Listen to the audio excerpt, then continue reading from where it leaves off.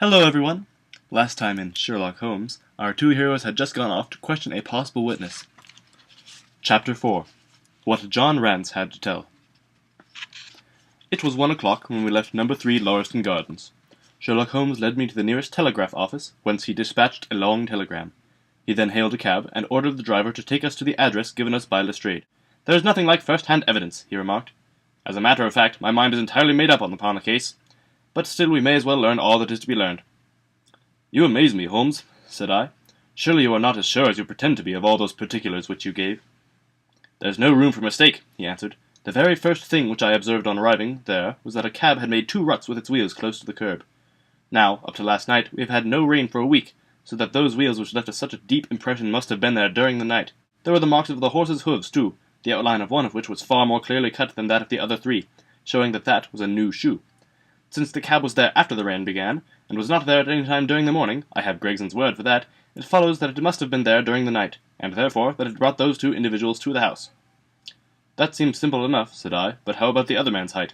"Why, the height of a man, in 9 cases out of 10, can be told from the length of his stride. It is a simple calculation enough, though there is no use boring you with figures. I had this fellow's stride both on the clay outside and on the dust within. Then I had a way of checking my calculation. When a man writes on the wall, his instinct leads him to write above the level of his own eyes. Now, that writing was just over 6 feet from the ground. It was child's play." "And his age?" I asked. "Well, if a man can stride 4.5 feet without the smallest effort, he can't be quite in the sere and yellow. That was the breadth of a puddle on the garden walk which he had evidently walked across. Patent leather boots had gone round, and square toes had hopped over. There is no mystery about it all. I am simply applying to ordinary life a few of those precepts of observation and deduction which I advocated in that article. Is there anything that puzzles you?"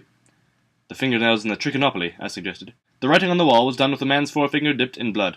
My glass allowed me to observe that the plaster was slightly scratched in doing it, which would not have been the case if the man's nail had been trimmed. I gathered up some scattered ash from the floor. It was dark in colour and flaky. Such an ash is only made by a trichinopoly. I have made a special study of cigar ashes. In fact, I have written a monograph upon the subject. I flatter myself that I can distinguish at a glance the ash of any known brand of either cigar or tobacco.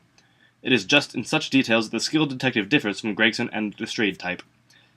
"And the florid face?" I asked. "Ah, that was a more daring shot, though I have no doubt that I was right. You must not ask me that at the present state of the affair." I passed my hand over my brow. "My head is in a whirl," I remarked. "The more one thinks of it, the more mysterious it grows. How came these 2 men, if there were 2 men, into an empty house? What had become of the cabman who drove them? How could one man compel another to take poison? Where did the blood come from? What was the object of the murderer, since robbery had no part in it? How came the woman's ring there? Above all, why should the second man write up the German word Rach before decamping? I confess that I cannot see any possible way of reconciling all these facts." My companion smiled approvingly. "You sum up the difficulties of the situation succinctly and well," he said. "There is much that is still obscure, though I have quite made up my mind on the main facts. As to poor Lestrade's discovery, it was simply a blind, intended to put the police upon a wrong track by suggesting socialism and secret societies. It was not done by a German. The A, if you noticed, was printed somewhat after the German fashion. Now, a real German invariably prints the Latin character, so that we may safely say that this was not written by one, but by a clumsy imitator who overdid his part. It was simply a ruse to divert inquiry into a wrong channel. I'm not going to tell you much more of the case, Doctor. You know a conjurer gets no credit when once he has explained his trick, and if I show you too much of my method of working, you will come to the conclusion that I am a very ordinary individual after all." "I shall never do that," I answered. "You have brought detection as near an exact science as it will ever be brought in this world." My companion flushed up with pleasure at my words, and the earnest way in which I uttered them. I had already observed that he was as sensitive to flattery on the score of his art as any girl could be of her beauty. "I'll tell you one other thing," he said. "Patent leathers and square toes came in the same cab, and they walked down the pathway together as friendly as possible, arm in arm in all probability. When they got inside, they walked up and down the room, or rather, Patent leathers stood still while square toes walked up and down. I could read all that from the dust, and I could read that as he walked he grew more and more excited. This is shown by the increased length of his strides. He was talking all the while, and working himself up, no doubt, into a fury. Then the tragedy occurred. I've told you all I know myself now, for the rest is mere surmise and conjecture. We must have a good working basis, however, on which to start. We must hurry up, for I want to go to Hollis' concert to hear Norman Neruda this afternoon." This conversation had occurred while our cab had been threading its way through a long succession of dingy streets and dreary byways. In the dingiest and dreariest of them our driver suddenly came to a stand. "That's Audley Court in there," he said, pointing to a narrow slit in the line of dead-coloured brick. "You'll find me here when you come back." Audley Court was not an attractive locality. The narrow passage led us to a quadrangle paved with flags and lined by sordid dwellings. We picked our way among groups of dirty children. and through lines of discoloured linen until we came to number 46, the door of which was decorated with a small slip of brass on which the name Rance was engraved. On inquiry, we found that the constable was in bed, and we were shown into a little front parlour to await his coming. He appeared presently, looking a little irritable at being disturbed in his slumbers. "I made my report at the office," he said. Holmes took a half-sovereign from his pocket and played with it pensively. "We thought that we should like to hear it all from your own lips," he said. "I shall be the most happy to tell you anything I can," the constable answered, with his eyes upon the little golden disc. "Just let us hear it all in your own way as it occurred." Rance sat down on the horsehair sofa and knitted his brows, as though determined not to omit anything in his narrative. "I'll tell it to you from the beginning," he said. "My time is from 10 at night to 6 in the morning. At 11 there was a fight in the White Hart, but bar that all was quiet enough on the beat. At 1 o'clock it began to rain, and I met Harry Mercer, him who has the Holland Grove beat, and we stood together at the corner of Henrietta Street talking. Presently, maybe about 2 or a little after, I thought that I would take a look round and see that all was right down the Brixton Road. It was precious dirty and lonely. Not a soul did I meet all the way down, though a cab or two went past me. I was a-strolling down, thinking between ourselves how uncommon handy a 4 of gin hot would be, when suddenly the glint of a light caught my eye in the window of that same house. Now, I knew that them 2 houses in Lauriston Gardens was empty on account of him that owns them, who won't have the drains seed to, though the very last tenant what lived in one of them died of typhoid fever. I was knocked all in a heap, therefore, at seeing a light in the window, and I suspected that something was wrong. When I got to the door, you stopped, and then walked back to the garden gate," my companion interrupted. "What did you do that for?" Rance gave a violent jump, and stared at Sherlock Holmes with the utmost amazement upon his features. "Why, that's true, sir," he said, "though how you come to know it, heaven only knows. You see, when I got up to the door, it was so still and so lonesome that I thought I'd be none the worse for someone with me.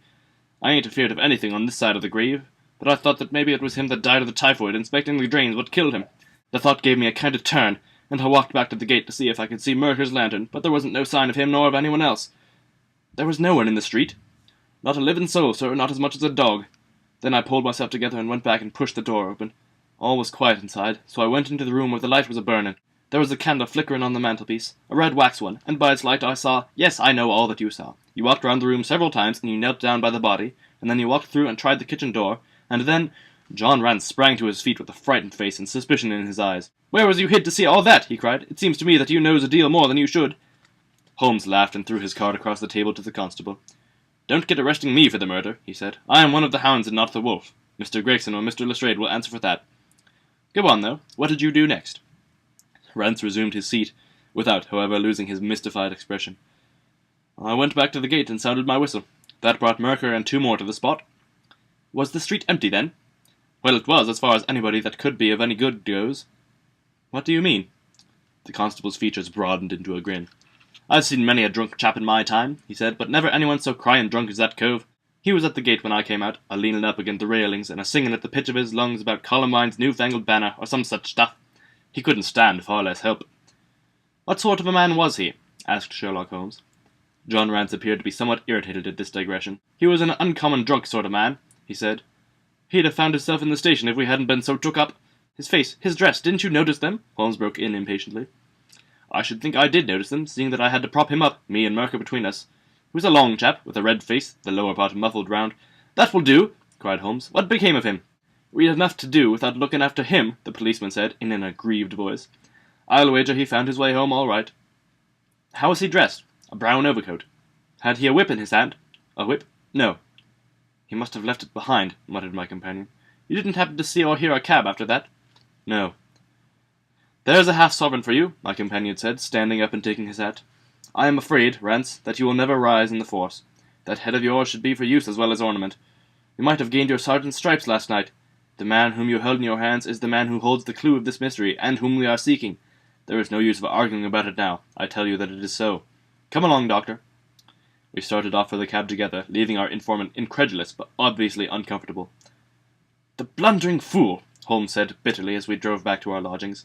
"Just to think of his having such an incomparable bit of good luck, and not taking advantage of it. I am rather in the dark still. It is true that the description of this man tallies with your idea of the second party in this mystery.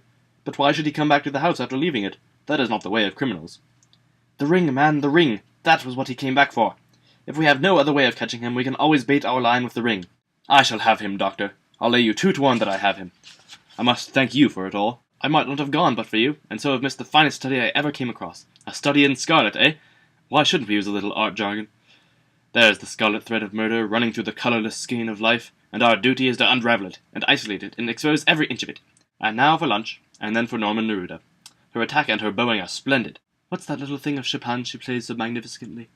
Tra-la-la, liri-liri-lay. Leaning back in the cab, this amateur bloodhound caroled away like a lark while I meditated upon the many-sidedness of the human mind. That's the end of Chapter 4. See you tomorrow.